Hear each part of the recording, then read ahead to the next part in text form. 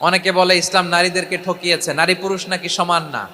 Gender equality in terms of getting rewards, প্রতিদান বা সওয়াব পাওয়ার দিক থেকে ইসলামে নারী পুরুষ সমান। অনেকে বলে ইসলাম নারীদেরকে ঠকিয়েছে, নারী পুরুষ নাকি সমান না।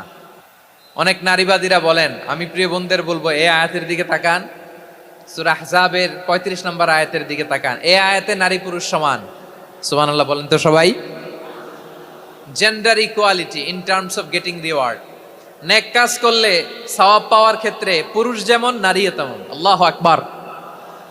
দান করলে পুরুষের যেমন সওয়াব, নারীরও তেমন সওয়াব। রোজা রাখলে পুরুষের যেমন সওয়াব, নারীরও তেমন সওয়াব। নাকি পুরুষ রোজা রাখলে বেশি সওয়াব, নারী রোজা রাখলে কম সওয়াব?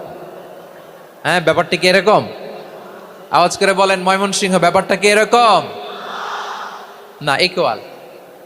নেক কাজের সওয়াব বা প্রতিদান পাওয়ার দিক থেকে সবাই সমান, নারী কিংবা পুরুষ কোনো পার্থক্য নাই।